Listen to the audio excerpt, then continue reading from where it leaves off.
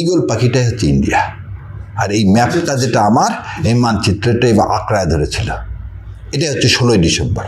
পুরাটাতে লেখা আছে যে বাংলাদেশে মানে এই সমস্ত সৈন্য সারেন্ডার করলো, আন্ডার কার হয়ে গেল, অরোরার আন্ডারে চলে গেল। তাহলে পাকিস্তান কখন আপনার কাছে সারেন্ডার করলো? আজ পর্যন্ত কি পাকিস্তান আপনাকে সারেন্ডার করছে? Is there any document? জয় হইতে কোথায়? সেম হয়েছে। একটা ধর্ষক জাতি শেখ হাসিনার মতো এরকম সুন্দর মেয়েকে ছেড়ে দিল কেন? রেহানার মতো সুন্দর মেয়েকে ছেড়ে দিল কেন? গুলি উপর থেকে করতে করতে নামছে কে? শেখ কামাল। সেনাবাহিনীর দরকার নাই, সেনাবাহিনীর বুট ছিল না আমার দেশে। সেনাবাহিনী একবেলা রুটি খেতে পারতো, ওরা খাইতো বিরিয়ানি। শেখ সাহেবকে না মেরে ফেলে দিয়ে দেশের স্বাধীনতা কীভাবে রক্ষা হতো? জুলাইকে বুঝতে গেলে আমাদের যারা 71-এর পরে জন্ম, তাদের তো 71 দেখা সম্ভব হয়নি। তো আমার যতটুকু বয়স বা যতটুকু আমি 90-এর আন্দোলন দেখছি, 96 সাল দেখছি, 2007 থেকে 9 পর্যন্ত দেখার সৌভাগ্য হয়নি। তারপরে হাসিনার টার্মটায় এই 12 সাল থেকে দেখার সৌভাগ্য হলো। সো যদি তাত্ত্বিকভাবে বলেন,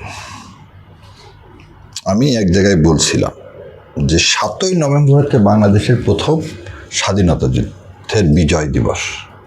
16ই ডিসেম্বর বিজয় দিবস কোনো দিনই ছিল না। আমার মনে হয় সেদিন এই এক টকশোতে এই কথা বলছি, এটা হয়তো অনেকে বুঝতে পারেনি। যেমন অনেকেই বোঝে না কেন আমরা বলি দিল্লি না ঢাকা, অনেকের সাথে গোলায় ফেলে দেয় পিন্ডি না ঢাকা। বস্তুগত কিছু জিনিস আছে যেটা বোঝার আছে, সেটা হচ্ছে দিল্লি মানিটা কি, কেন ওখানে ইন্ডিয়া বললাম না, কেন ওখানে কলকাতা বললাম না, কেন ওখানে বোম্বে বললাম না। দিল্লির সাথে দুইটা জিনিস সম্পর্কিত।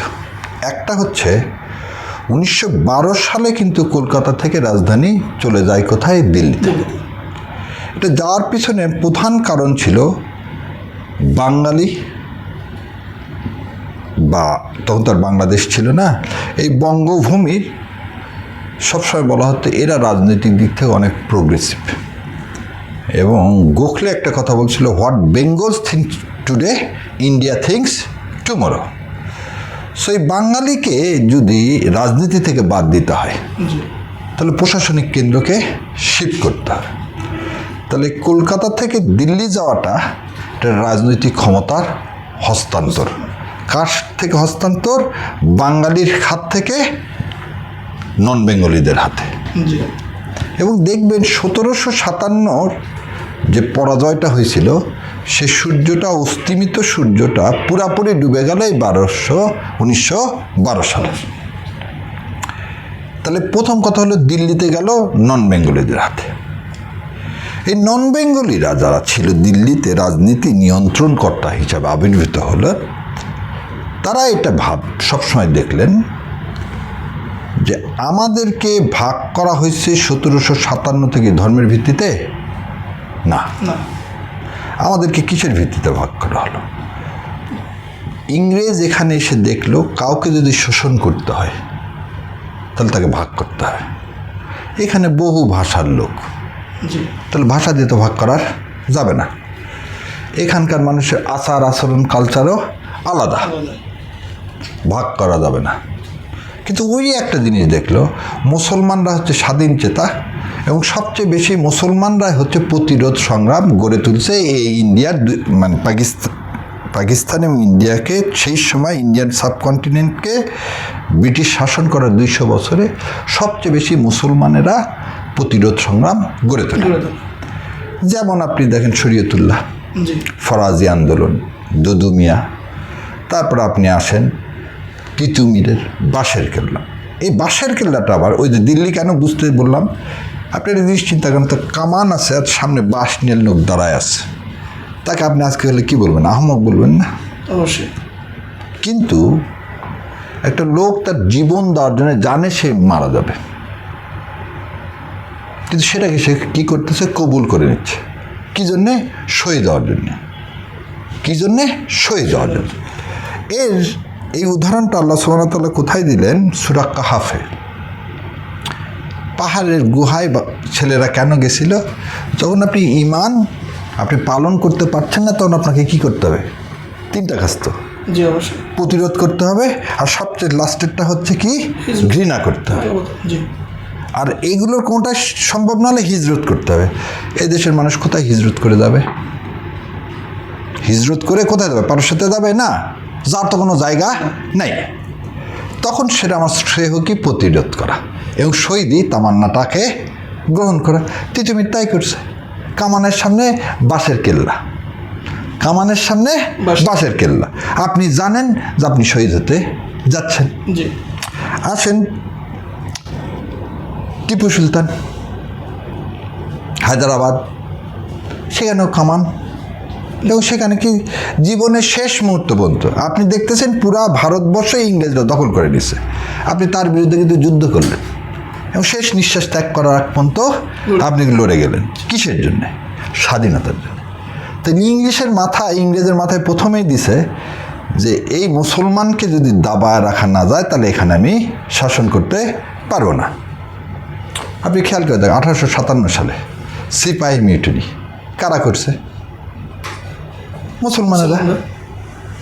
100 বছর পরও কিন্তু সেই মুসলমানেরা ছিল। সো আমরা মুসলমানরা সবসময় একটা জিনিস মনে করে রাখছি, এই ভূমিটা আমাদের, এবং আমরা যারা মুসলমান না তাদেরকে রক্ষা করাটা আমার কি একটা দায়িত্ব এবং কর্তব্য। খালি দায়িত্ব না, কর্তব্য। কেন কর্তব্য? আল্লাহ সুবহানাহু ওয়া তাআলার নির্দেশ তাই, না তো আমার ইমানই থাকবে না। সেজন্য আপনি দেখবেন পুরা মোগল পিরিয়ডে, মোগলরা কি এখানকার লোক ছিল? ছিল না। মোগলরা কোথাকার লোক ছিল? সেই আফগান পার হয়ে পারস্য থেকে আসছে। আপনি যদি দেখেন কিছু জিনিস অজ্ঞতা এইভাবে, মানে আমি মাঝে মাঝে ভাবি আওয়ামী লীগ একটা জিনিস এদেশে খুব ভালো করছে, একটা মিথ্যাকে বারবার বলে বলে এমনভাবে বলছে সেটা সত্য হয়ে গেছে। যেমন আপনার মাথার মধ্যে ঢুকায় ফেলে দিছে যে আপনি মুসলমান, আপনার পূর্বপুরুষ হিন্দু, আপনার পূর্বপুরুষ হিন্দু। এর মতো মিথ্যা আর কিছু নেই। এই দেখেন তার একটা প্রমাণ বলতেছি, সংসদে পর্যন্ত আমাদের একজন মেম্বার অফ পার্লামেন্ট এই কথা বলে ফেলে দিলেন। কোনো অজ্ঞতা বলবো না, সবাই সব কিছু জানবে তার কোনো মানে নেই।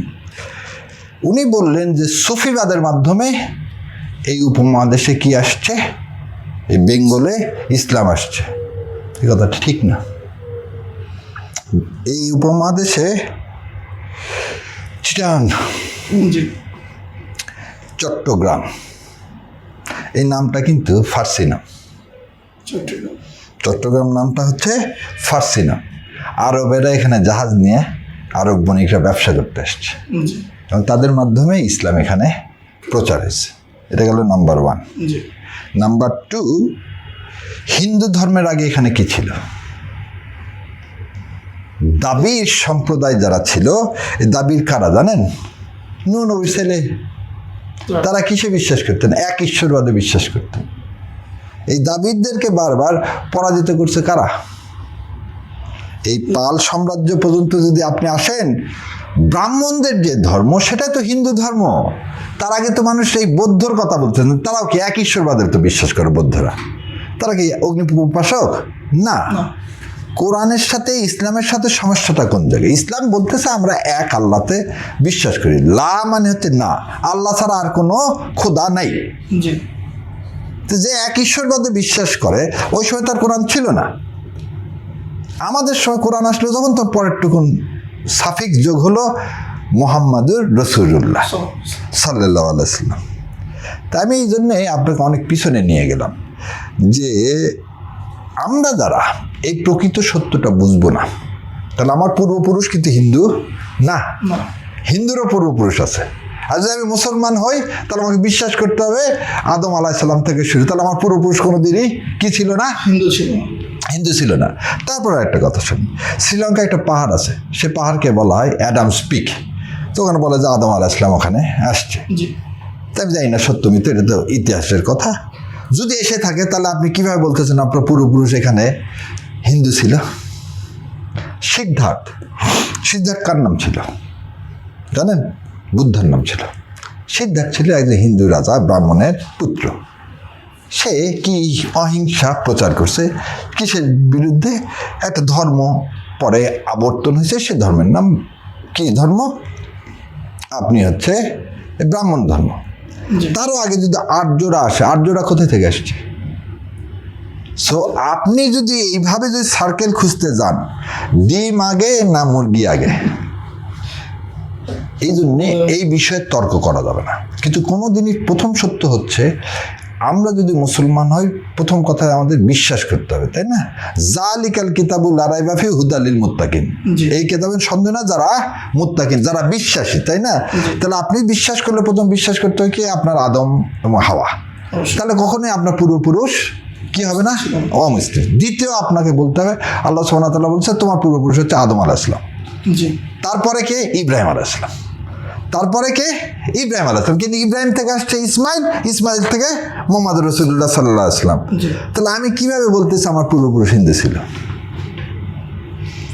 কনসেপ্টটা কিন্তু পুরাটাই ভুল। এবং বাংলাকে আপনি বলতেছেন ইখতিয়ারউদ্দিন মোহাম্মদ বিন বখতিয়ার খিলজির আগে এখানে মুসলমান আসেনি, এটা আর একটা ভুল। ইখতিয়ারউদ্দিন মোহাম্মদ বিন বখতিয়ার খিলজি আসার পর ইসলামিক শাসন ব্যবস্থা কায়েম হয়েছে। শাসন ব্যবস্থা কায়েম আর মুসলমান হওয়া, এই দুটার মধ্যে আকাশ পাতাল পার্থক্য। ইন্ডিয়াতে 20 কোটি মুসলমান আছে, কিন্তু ওখান থেকে হিন্দু রাষ্ট্র। তখন কি বলতে পারবো না যে ওখানে ইয়া নাই? বাংলাদেশে ইসলামিক স্টেট না, তারপর দেখেন হিন্দু নাই, মুসলমান নাই 91%। অবশ্যই পাকিস্তানে হিন্দু নাই, আফগানিস্তানে নাই, সব জায়গায় আছে। সো এইভাবে ন্যারেটিভটা তৈরি করার পিছনে একটা দূরভিসন্ধি। সেই ন্যারেটিভটা মনে করাই দিচ্ছে যে তুমি ওখানকার লোক, তো তোমার আলাদা ভূমির কোনো দরকার নাই। জি। এবং ব্রিটিশ এটাকে এই হচ্ছে কি করে গেল, প্রথমে তুলে নিলে। এবং ব্রিটিশকে এটা দিছে কিন্তু হিন্দুরা হাতে তুলে, ব্রিটিশরা। কারণ ব্রিটিশরা জানতোই না যে মুসলমান শুয়োরের মাংস, শুয়োরের চর্বি ঠোঁটে নিতে পারবে না। এটা কারা মনে করে দিছে? কার্তুজের কথাটা। তাহলে এই কার্তুজে শুয়োরের চর্বি, ভেজিটেবল ফ্যাট না দিয়ে তুমি শুয়োরের চর্বি দাও, তাহলে আর মুসলমানরা গুলি কিনবে না, বন্দুক ধরবে না, এমনি পরাজিত হয়ে যাবে। এই দুষ্টামি বুদ্ধিটা কে দিছে? হিন্দুরা। আপনি একটা জিনিস চিন্তা করেন, জায়নবাদী হিন্দুরা আবার বললে ভুল হবে, হিন্দুত্বজম আর হিন্দু ধর্ম এর মধ্যে কিন্তু আকাশ পাতাল পার্থক্য। যেমন জায়ন আর ইহুদিবাদের মধ্যে, জায়নিস্ট যারা, তারা সবসময় মুসলমানকে শত্রু হিসেবে আখ্যায়িত করে ফেলে দিচ্ছে। আর যারা প্রকৃত ইহুদি তারা জানে তাওরাত আমার যেমন ধর্মগ্রন্থ, ওদের একটা ধর্মগ্রন্থ আছে। ঠিক হিন্দুরা, আমি আজকে একটা জিনিস চিন্তা করতেছিলাম, করতে করতে বলতেছিলাম, ভাবছিলাম যে কলকাতার সমস্ত মানুষকে জিজ্ঞাসা করা উচিত যে তোমার পরে আমি আসছি, 71 সালে আমি আসিনি, আর ও আসছে কবে? 47-এ না? তো তোমার তো আমার ইকোনমিক অবস্থা তো ভালো হলো কেন? আমি এত বড় লোক হলাম, তোমার সাথে আমার বর্ডার, রাত দিন আমার সাথে ঝগড়া করতেছো, বাউন্ডারি দিচ্ছ, একবার চিন্তা করো তো তোমার কপাল পুড়লো কেন? এটা তো আসলে চিন্তার বিষয়। চিন্তার বিষয়। মানুষ কোথায় যেতে? আমেরিকা যেতে চায়, যেখানে ভালো। মানুষ কি ঘানা যেতে চায়? না। ইথিওপিয়া যেতে চায়? না। আমেরিকা ইংল্যান্ডে যেতে চায় কেন? কারণ সেটা সব দিক থেকে ভালো। তাহলে কোন পাগল বাংলাদেশ ছেড়ে কলকাতা যেতে চাবে? কথা আছে। দ্বিতীয় কথা, তাহলে দিল্লির ওখানে আবার ফিরে যায়, তাহলে দিল্লি হচ্ছে প্রশাসনিক কেন্দ্র, চলে গেল। আমরা দ্বিজাতি তত্ত্বের ভিত্তিতে বললাম এই উপমহাদেশ ভাগ হতে হবে। কারণ যে বীজ, এই এতক্ষণের গল্পের মধ্যে বললাম, যে বীজ হিন্দুত্ব রোপণ করছে, এই রোপণ থেকে বাঁচতে গেলে বাবা দুজন আলাদা থাকো, যেটাকে বলা হয় আইনের ভাষায় পার্টিশন স্যুট। ভাই ভাই এক জায়গায় থাকতে পারবো না, দে কি বন্টনের মামলা করে, তোমার জমি তুমি বন্টন হয়ে যাবো, আমার জমি আমি বন্টন হয়ে যাবো, আমি আমারটার মধ্যে আছি, তোমার মধ্যে থাকো, মুখ দেখলে দেখো, না দেখলে দেখো না। 47 সালে এই পার্টিশনটাই হয়েছে, সেই পার্টিশন স্যুট অনুযায়ী সেটাও অন্যায় করে আমাদেরকে কি করা হলো, ভাগ করা হলো। কারণ বাংলা যদি আপনার কথায় ইন্ডিয়ার কথা ঠিক হয় যে বাংলা এই এলাকাটা আলাদা, তাহলে ক্যাবিনেট মিশন প্ল্যানে বলছিল 3টা সেক্টর হবে, হিন্দুদের জন্য একটা, মুসলমানের জন্য, বাংলার জন্য একটা। বাংলা কোনটা? বাংলা, বিহার, উড়িষ্যা। বাংলা, বিহার, উড়িষ্যা, তাহলে বাংলা বিহার উড়িষ্যা মানে কি জানেন আপনি? আপনার সাথে ত্রিপুরা ঢুকে যাচ্ছে। তাহলে আপনি ইন্ডিয়ার প্রায় 2/3, আপনি 3 ভাগের আপনি 2 ভাগ। তাহলে আপনাকে সেদিন কমিউনিটি মিশন প্ল্যান তো কে রিজেক্ট করছে? জিন্না সাহেব না, কে? নেহরু করছে। আজকে তার পরিপ্রেক্ষিতে আমরা 47 আরো বাদ দিলাম, 47 আমরা ভাগ হয়ে গেলাম। জি তো তুমি তো পার্টিশন করে বললা যে এই দুটো অঞ্চল মুসলমানের, পূর্ব পাকিস্তান, পশ্চিম পাকিস্তান। তো হঠাৎ তুমি পূর্ব পাকিস্তানে ধর্ম নিরপেক্ষতা আনতে চালাখান, এই আনতে চাইলা, এই আনতে চাওয়া হলো কবে? কারণ 47 আপনি পাকিস্তানে একটা মুসলমান রাষ্ট্র, 47 থেকে 49 মধ্যে আপনি হায়দ্রাবাদ গ্রাস করলেন, আপনি কাশ্মীর গ্রাস করলেন, আপনি গোয়া গ্রাস করলেন, আপনি 12টা প্রিন্সলেস স্টেটকে গ্রাস করে ফেলে দিলেন জোর করে। এই যে মিজোরাম, এটা সবগুলো স্বাধীন দেশ। নাগাল্যান্ড, মিজোরাম, এরা সবাই স্বাধীন দেশ। কনস্টিটিউশন পর্যন্ত লেখা হয়েছিল জানেন, জোর করে আপনি ঢুকে গেছেন।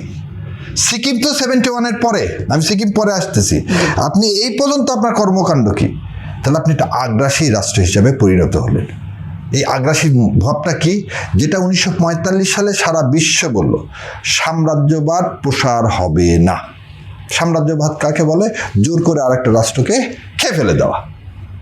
তাহলে জাপানকে আপনি কি বলেন? নাৎসিজমের মূল ইয়াটা কি, তত্ত্বটা কি? সাম্রাজ্যবাদ।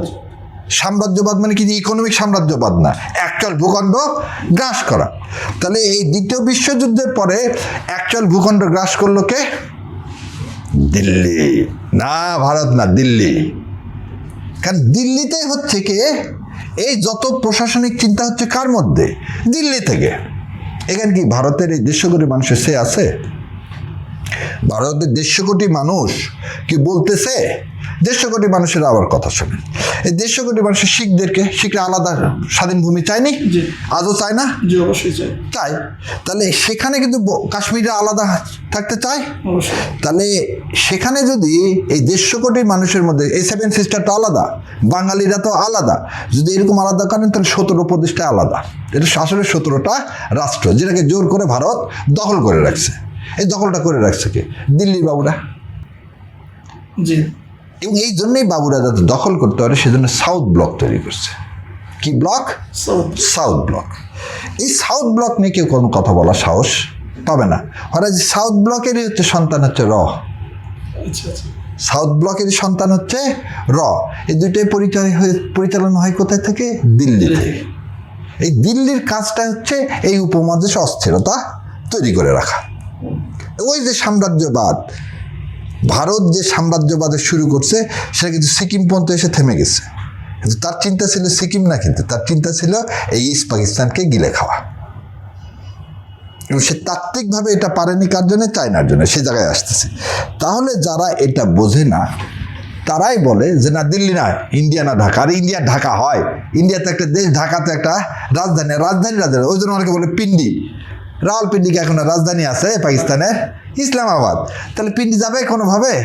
না। আচ্ছা, পিন্ডিতে কি ইয়ে আছে, র আছে? পিন্ডিতে সাউথ ব্লক আছে? না।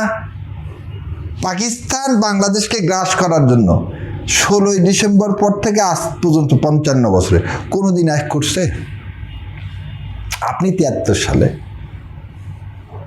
ভুট্টোকে নিয়ে আসেননি? এই দেশে নিয়ে আসছেন না নিয়ে আসেননি? কি জন্য নিয়ে আসছিলেন? আপনি তো পাকিস্তান দেখতেই পারেন না। আপনি তো বলতেছেন সবাইকে পাকিস্তান চলে যাও।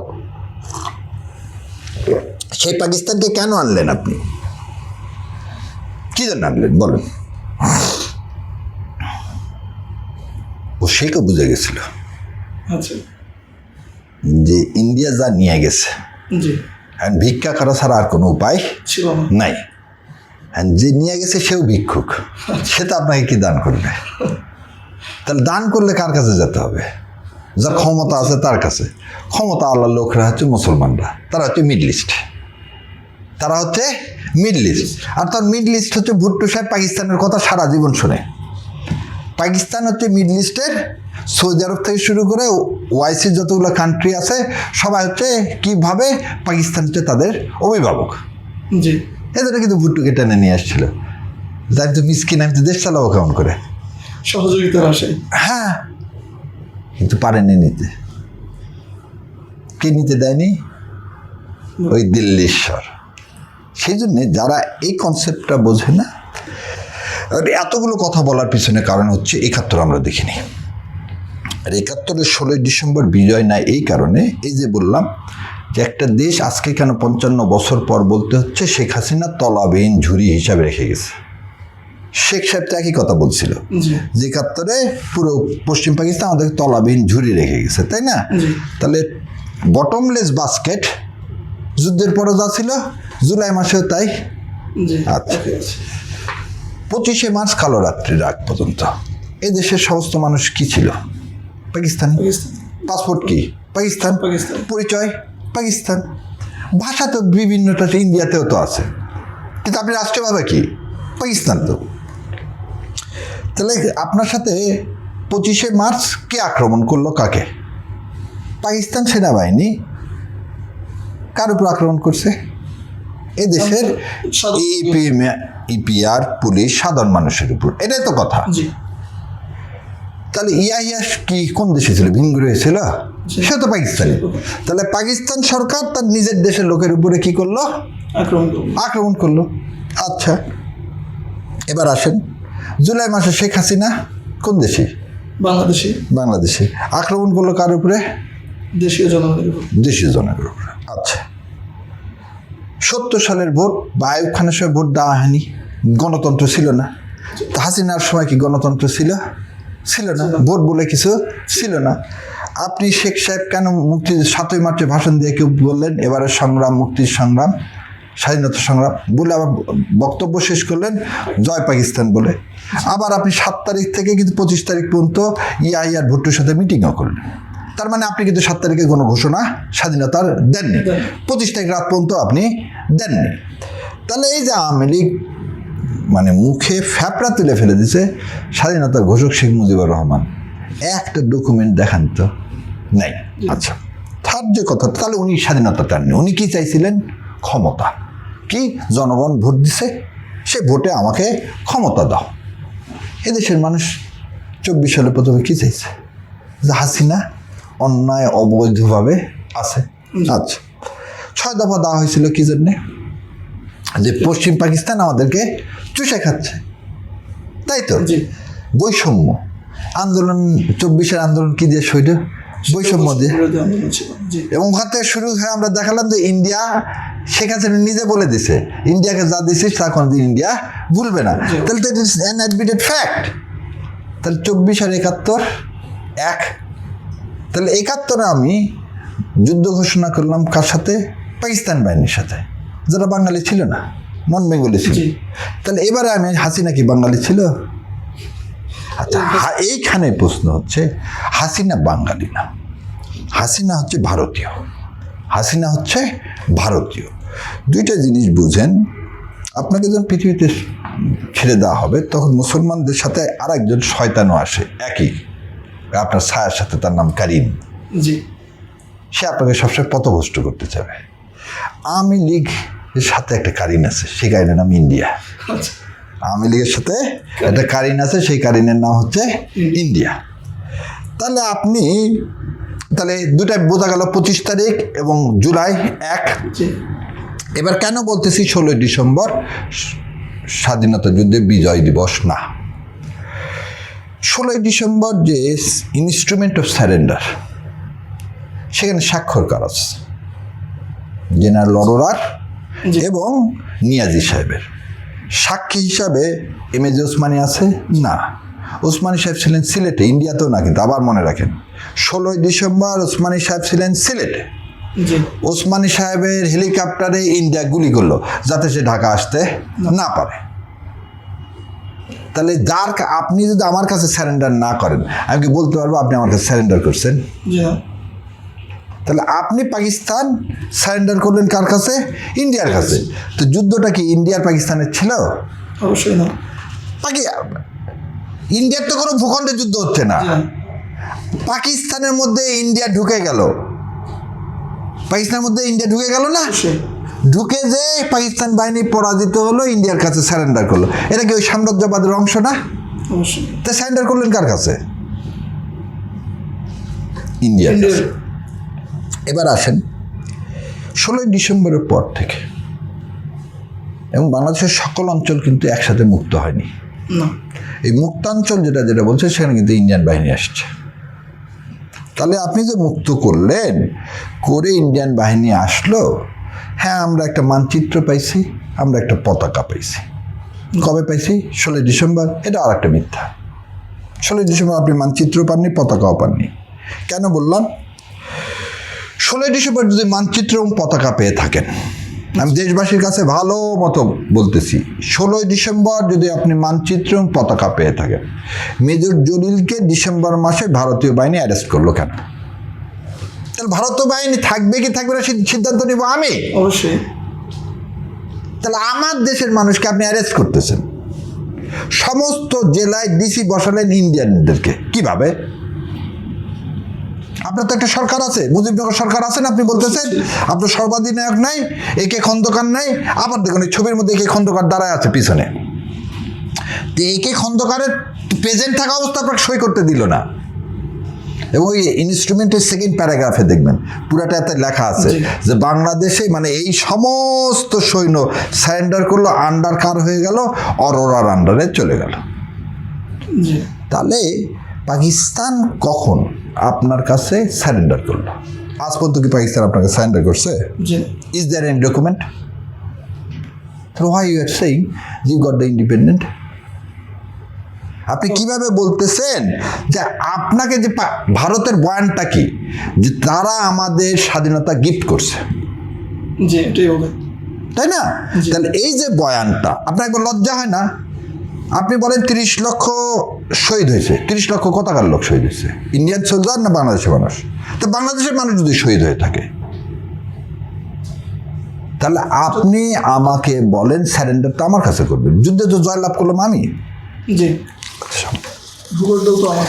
শোনেন, একটা ছবি দেখায়, এটাই হচ্ছে 71, জি এটা হচ্ছে 71, ঈগল পাখিটাই হচ্ছে ইন্ডিয়া, আর এই ম্যাপটা যেটা আমার, এই মানচিত্রটা এবার আঁকড়ায় ধরেছিল, এটাই হচ্ছে 16ই ডিসেম্বর, এটাই হচ্ছে 16ই ডিসেম্বর। আচ্ছা আসেন, বাংলাদেশের 3টা জিনিস। প্রথম জিনিস হচ্ছে 10ই এপ্রিল আমরা একটা কি করছি, ডিক্লারেশন, প্রোক্লামেশন ডিক্লারেশন ছিল না, প্রোক্লামেশন অফ ইন্ডিপেন্ডেন্স ছিল না, জি সেটাকে লিখে দিছে ইন্ডিয়া, লিখে দিছে। সেটাকে লিখে দিল ইন্ডিয়া, লিখে দিল। কে বললো এ কথা? ইন্ডিয়ার জেনারেল বলল, ইন্ডিয়ার জেনারেল বললেন। আচ্ছা, আমাদের একটা কনস্টিটিউশন হয়েছে, কে লিখে দিছে? তাও ইন্ডিয়া লিখে দিছে। মুজিবনগর সরকার কে গঠন করছে? সমস্ত এমপিরা পালায় কলকাতা গেল। কলকাতা কোনো মাঠে শুনছেন যে সমস্ত এমপিরা বসে সিদ্ধান্ত নিছে সৈয়দ নজরুল ইসলামকে আমরা রাষ্ট্রপতি বানালাম আর প্রধানমন্ত্রী বানালাম তাজউদ্দিন আহমেদকে? এরকম কোনো ডকুমেন্ট আছে? মন্ত্রী পরিষদ গঠন করলাম আছে? নাই। তাহলে কে তৈরি করে দিল? তাজউদ্দিন আহমেদের বইতে তাজউদ্দিন আহমেদ লিখছে, আমি ইন্দিরা গান্ধীর কাছে গেলাম, ইন্দিরা গান্ধী বললো তুমি প্রধানমন্ত্রী হয়ে যাও আর ইয়াকে রাষ্ট্রপতি বানাও। তাদের পরামর্শে সবকিছু আমাদের পরামর্শ তারা করে দিচ্ছে, পরামর্শ না, এখানে কোনো পরামর্শের কোনো সুযোগ নেই, তারা বলতেছে করে দাও। আচ্ছা, আবার তাজউদ্দিন আর ইয়া যেন সাইন করে সব ডকুমেন্টে, সেজন্য শেখ মনিকে দিয়ে সে আবার মুজিব বাহিনী গঠন করে নিল। মুজিব বাহিনী আবার কার আন্ডারে? না, বাংলাদেশের সেই সময়কার আমরা স্বাধীন বাংলা সরকার যাকে বলতেছি তার আন্ডারে আবার মুজিব বাহিনী না। মুজিব বাহিনীর হাতে অস্ত্র আছে আর মুক্তিযোদ্ধার হাতে অস্ত্র নেই। এই মুক্তিযোদ্ধার কমান্ডার কারা? যারা আমাদের সবচেয়ে ট্রেন্ড সৈনিকেরা। আপনি দেখেন 7 সেক্টর কমান্ডার কারা? এদের আন্ডারে মুজিব বাহিনী কেন না? মুজিব বাহিনী রয়ের আন্ডারে, মুজিব বাহিনী রয়ের আন্ডারে। তাদের ট্রেনিং কোথায় হয়? দেরাদুনে। তাদের ট্রেনিং হয় দেরাদুনে, আর আমার সেক্টর কমান্ডারের ট্রেনিং কিন্তু দেরাদুনে হয় না। তাহলে দেরাদুনে আমি ট্রেনিং দিচ্ছি কাদেরকে? এই তোমরা যাওয়া ভিতরে যা ওটা দখল করতে হবে। গেল। আসেন, শেখ সাহেব মানে যুদ্ধকালীন সময় 7 দফা চুক্তি করলেন এবং বলা হয় মানে সৈয়দ নজরুল ইসলাম ওই সময় সাইন করে অজ্ঞান হয়ে গেছে। মানে কি এই মানে ওইটা তো পুরাপুরি দাসত্ব না, ওটা হচ্ছে আপনি প্রদেশ হয়ে গেলেন, এটা স্বীকার করে সাইন করলেন, তারপরে চুক্তি সাইন করলেন প্রদেশ হওয়ার। তাহলে আপনি বলেন যে আপনি যে বলতেছেন 16ই ডিসেম্বর একটা প্রদেশের জন্ম হলো না? জি আপনি আরো একটা জিনিস খেয়াল করেন, আপনারা যারা আছেন 6 ডিসেম্বর ইন্দিরা গান্ধীর ভাষণ শুনবেন লোকসভায়। তিনি স্পষ্ট করে বললেন, আমি ওদেরকে বলে দিয়েছি যেন ধর্মনিরপেক্ষতা ও সমাজতন্ত্র ঢুকায়। ধর্মনিরপেক্ষতা আর আমার বলছে ধর্মনিরপেক্ষতা ঢুকাবে। ওদের মধ্যে দিচ্ছে বলে বাংলাদেশের হ্যাঁ, মানে নজরুল ইসলাম এদেরকে বলে দিছে। আপনার কথার বাইরে যাওয়ার কি সুযোগ আছে?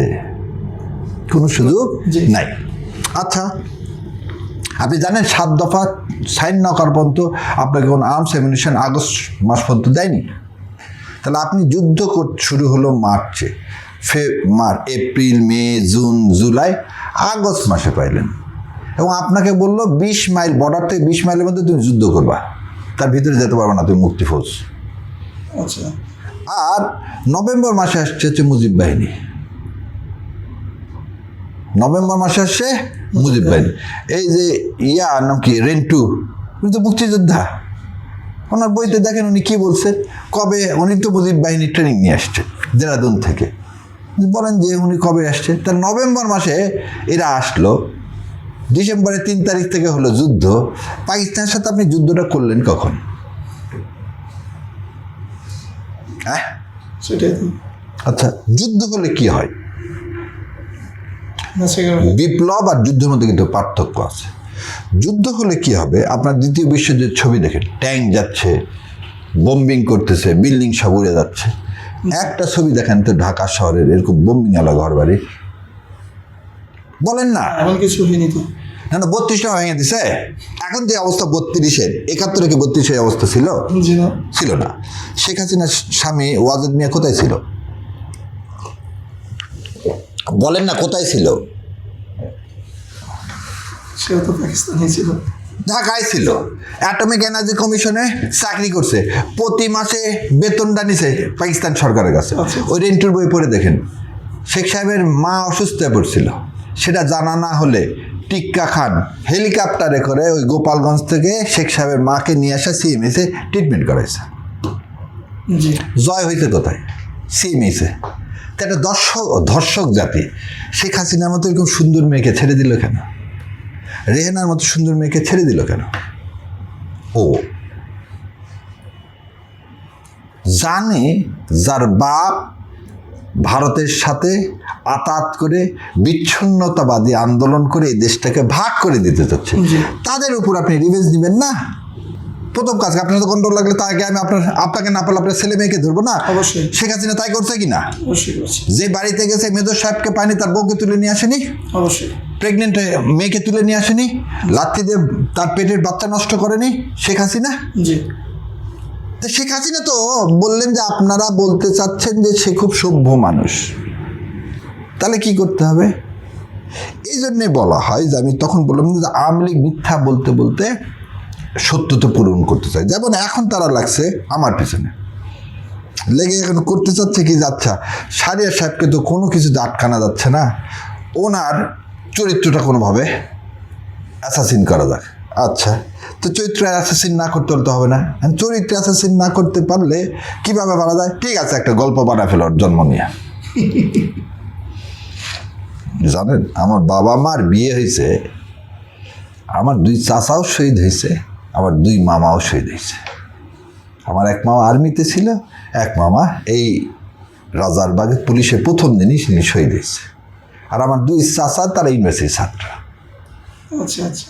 এইটাই হচ্ছে আমার বাবা আর আমার মামা ছিল হচ্ছে বন্ধু। 2 পরিবারের 2 জন শহীদ হয়েছে এবং কারোই লাশ পাওয়া যায়নি। আমার মামাদেরও লাশ পাওয়া যায়নি আজ পর্যন্ত, আমার চাচাদেরও লাশ পাওয়া যায়নি আজ পর্যন্ত। ওই যে সবাই বলে না জামাতে হচ্ছে সব, তা আমি ওই জন্য মাঝে মাঝে বলি, এ বাবা এসা আমার বাড়ির ঘরের আস্তে সুস্তে খবর নিয়ে যাও।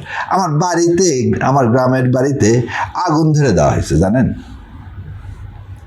তা আমরা নাকি ওই যে আর এক বয়ান তৈরি করতেছে আনিস সাহেব যে জামাতিরা চেষ্টা করতেছেন ওনার কোনোভাবে মুক্তিযোদ্ধা হতে পারেন কিনা। আর আমি মুক্তিযোদ্ধা হলেই কে না হলে আমার তাতে কি আমাকে জান্নাত দেবে নাকি? আমি মুসলমান হলে জান্নাত পাবো, তো মুক্তিযোদ্ধা হওয়ার আমার কোনো দরকার নেই। আমি তো স্বীকৃতি চাচ্ছি না তোর কাছে, স্বীকৃতি চাচ্ছি না তোর কাছে। জি তো আপনি সেটাকে ছড়া দিলেন না, উনি হচ্ছে ওনার জন্মের ঠিক নেই। এই ধরনের কথা কারা বলতে পারে? সুস্থ মস্তিষ্কে কোনো লোক বলতে পারে? জি না, পারে না। আমরা ইসলামে কি শিখছি? অপবাদ দেওয়াটা। অপবাদ মানুষের উপর যদি দাও, সে অপবাদ যদি অপবাদ মানে কি সে সত্য না হয়, এর চেয়ে তো কবিরা গুনাহ আর কিছু আছে কি? জি না।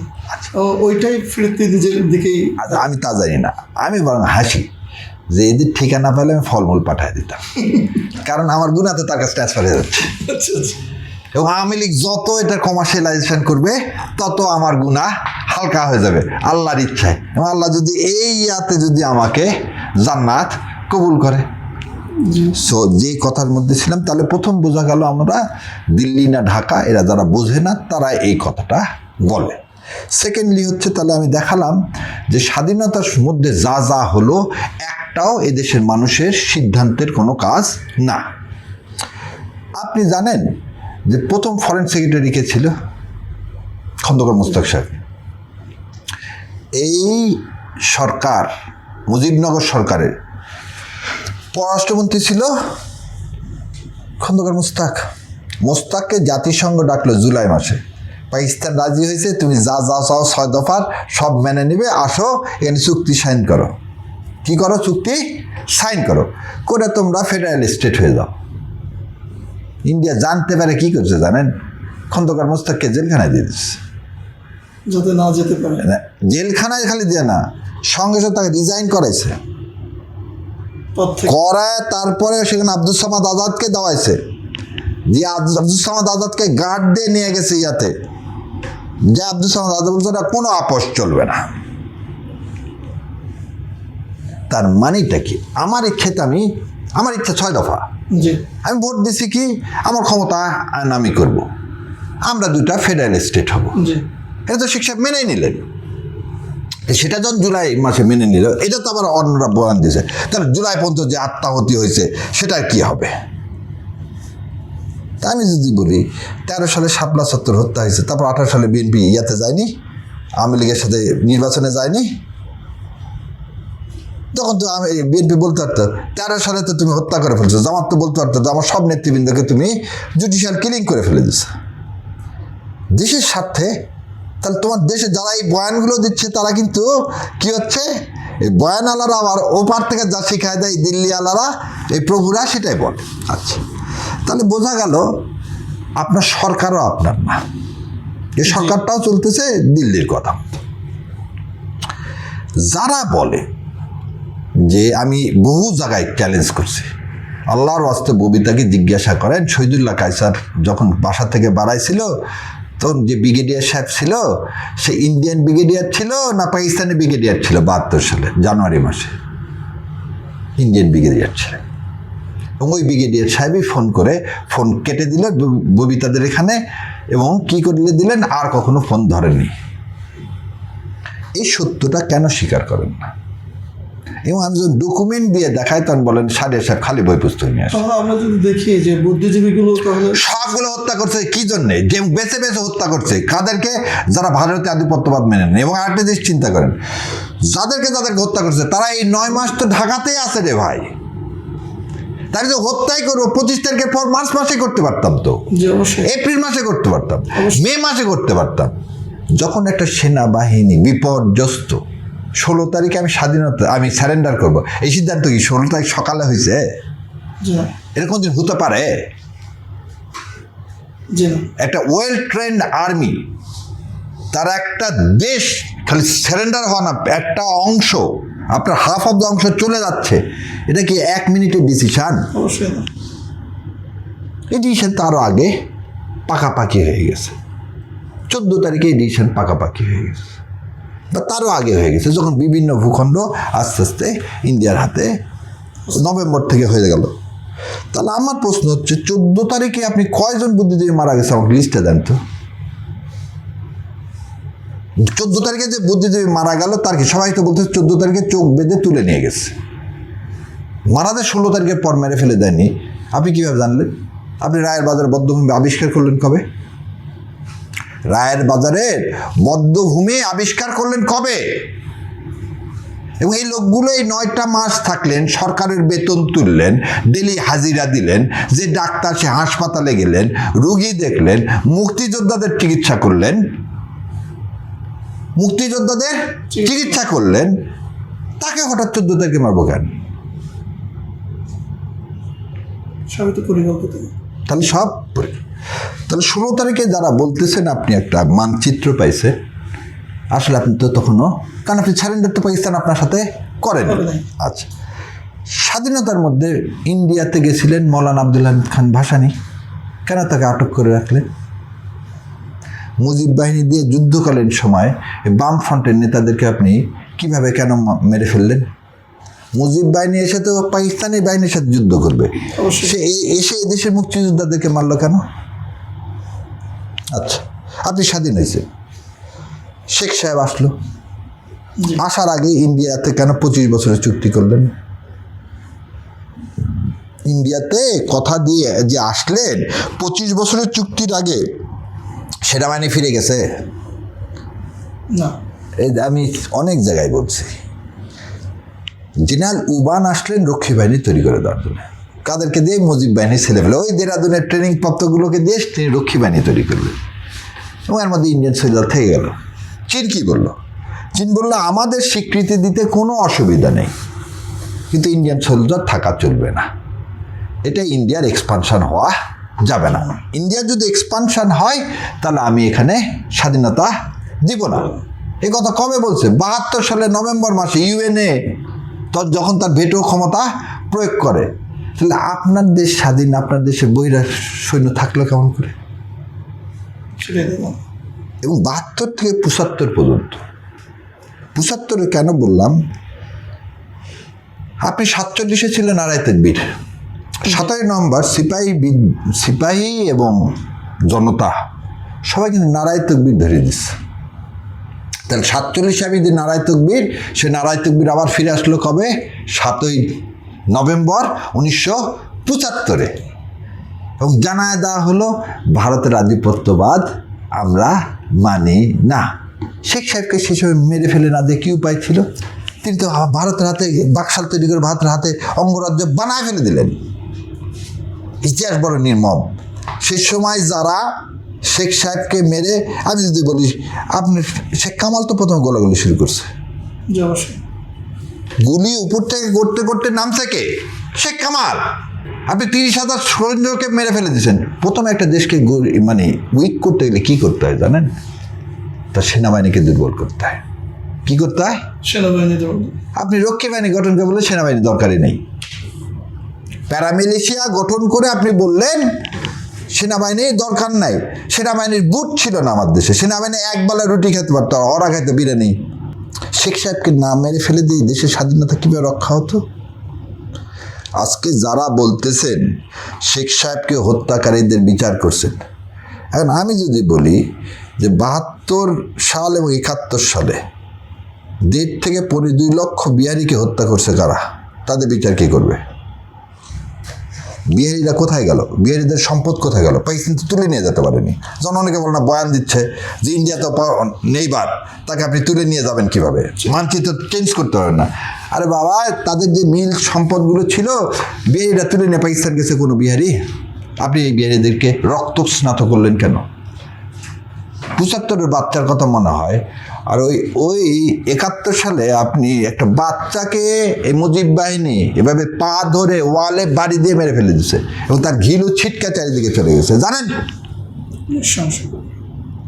এরকম মানুষ করতে পারে? তাহলে যারা দেশপ্রেমিক, যারা শেষ সময় শেখ সাহেবকে না মারা আর কোনো অল্টারনেটিভ ছিল না দেশের মুক্তির, তাদেরকে আপনি কি করে দিলেন? যুদ্ধে যুদ্ধে যখন যুদ্ধে গোলাগুলি হবে, আপনি এখন এটা জিনিস বলেন, দেখেন তারাই বয়ান নিয়ে আসবে দুদিন পর পুলিশ হত্যা দিবস। যারা আওয়ামী লীগ বলতেছে কি 5ই আগস্ট পুলিশ হত্যা দিবস। জি। পুলিশ যেগুলো মারলো সশস্ত্র বাহিনী নিরস্ত্রদের মারলো, আর সেটা আপনি বলে দিচ্ছেন কি আপনি পুলিশ হত্যা দিবস। আপনি যে সেনাবাহিনীকে হত্যা করলেন, যে সেনাবাহিনীকে নৃশংসভাবে যাদেরকে আনাম করলেন, যাদের সমস্ত অস্ত্রশস্ত্র ইন্ডিয়া নিয়ে চলে গেল, তখন আপনি কিছু বলতে পারলেন না। তাহলে আপনি কিভাবে বলেন যে আপনি 75 সাল পর্যন্ত স্বাধীনতা ছিল? আমি তো বলতেছি এটা যুদ্ধ। কারণ 16ই ডিসেম্বর তো সারেন্ডার করতে কার হাতে? ইন্ডিয়ার হাতে। এই 7ই নভেম্বর সিপাহী জনতা বিদ্রোহ করে ওই জেলের তালা ভেঙে শহীদ রাষ্ট্রপতি জিয়াউর রহমানকে বের করে নিয়ে এসে ভারতীয় আধিপত্যবাদের কবর রচনা করলেন। কিন্তু সেটাও আমরা ধরে রাখতে পারিনি। জি। কারণ মরহুম রাষ্ট্রপতি জিয়াউর রহমান উদারতা দেখাতে গিয়ে তাকে জীবন দিতে হয়েছে, এবং সেই জন্যে জুলাইয়ের দরকার হয়েছে। এবং আপনাকে একটা জিনিস বলি, 71 থেকে 75 যেভাবে চালাইছে শেখ সাহেব, হাসিনা গত 17 বছর এইভাবে চালাইছে। কিভাবে? সে এসে প্রথমে বলছে আর্মির দরকার নেই। হাসিনা ক্ষমতায় নিয়েই কিন্তু ফেব্রুয়ারি মাসে আর্মি অফিসারদেরকে 57 জনকে মেরে ফেলে দিচ্ছে। জি। শেখ সাহেব সমস্ত ইসলামিক দলকে ব্যান করে দিয়েছিল। হাসিনা একই কাজ করছে। শেখ সাহেবের সময় এদেশে ইসলামের কোনো কথাই বলতে পারতেন না। রক্ষী বাহিনীর অত্যাচারে কেউ বের হতে পারতো না। রক্ষী বাহিনীর নতুন রূপ ছিল পুলিশ। জি। সো আপনি আমার কাছে যা জানতে চাইলেন জুলাই এবং এই 71 নিয়ে আমার জুলাই নিয়ে অভিজ্ঞতা, আমার জুলাই নিয়ে অভিজ্ঞতা হচ্ছে আমরা সত্যি আমাদের ভূখণ্ডটা যেটা 7ই নভেম্বর পাইছি, পতাকা পাইছি 7ই নভেম্বর আমাদের বিজয় দিবসে, সেটাকে রক্ষার আন্দোলন ছিল এই জুলাই। কারণ শকুন তো বারবার এসে, এই শকুন তো ওরা বন্ধ করেনি না, এই শকুন তো বারবার এসে সবল দিয়ে যাচ্ছে। এই সবল থেকে তো বাঁচতে হবে। সেই জন্যে আমার আপনার এই প্রাণের এই দাবি কি, সেটা হচ্ছে জুলাই সনদ। এবং আমার কাছে মনে হয়, তা আমার বিশ্বাস মাননীয় প্রধানমন্ত্রী ভুল করবেন না।